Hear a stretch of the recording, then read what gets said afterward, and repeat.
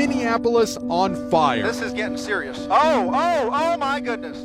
You watch the TV news. We got a little bit of a fire breaking out to the left here. And you're like, oh my goodness, all the protests are riots. Vandalizing. Fires have been started. Things got out of control. And we're not going to pay attention to the protesters in a city that has been racked by this violence. Who are marching peacefully and chanting names. George Floyd! George Floyd! George Floyd! George Floyd!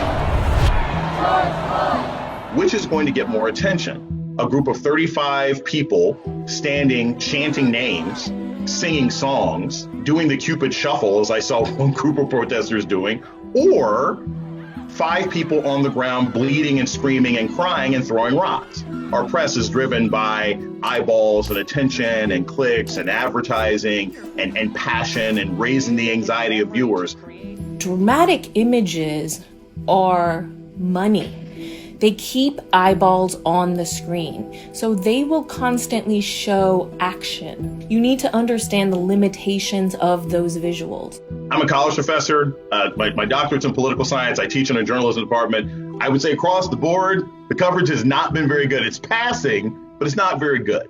And the reason it's not very good is because there are not enough conversations about the roots of these protests. What they're showing you is what is happening right now on the ground. What those visuals cannot tell you is the entire historical context that has led to that scene on the ground. And one thing that a lot of mainstream media doesn't do well is give you that full context.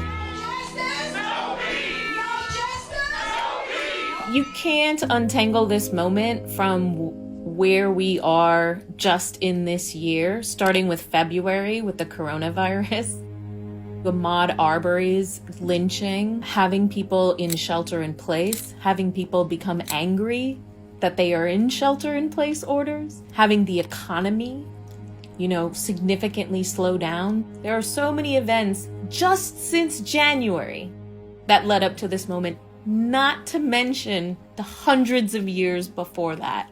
This becomes a very complicated story. Come to me right now. This woman just got tased. Who is to blame for the violence?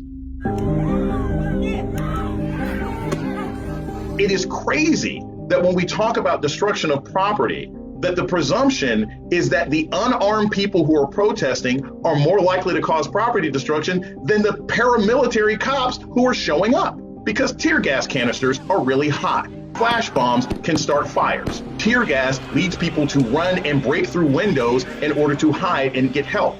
I'm not saying the police are intending to cause damage, but if you're randomly shooting out tear gas, it's gonna end up in the back alley with a pile of newspapers and some garbage.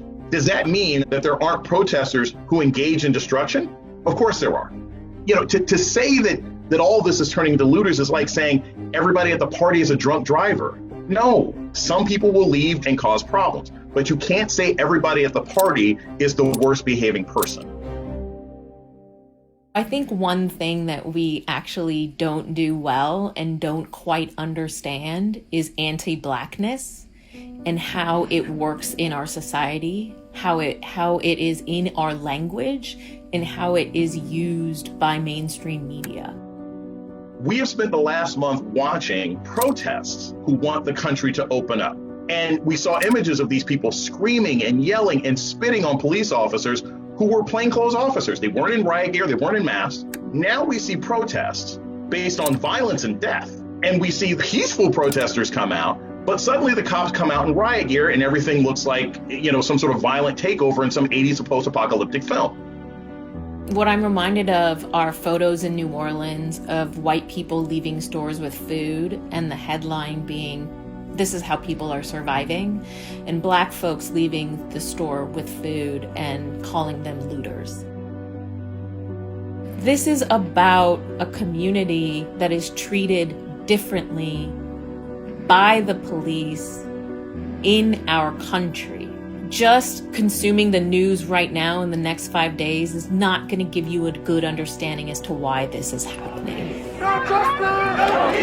It's the emails I get where people say, well, I was in favor of the protesters, and then they turn violent and it's a problem. Well, why are you more offended by people being violent in response to state-sponsored violence than you are by the initial act that caused everything?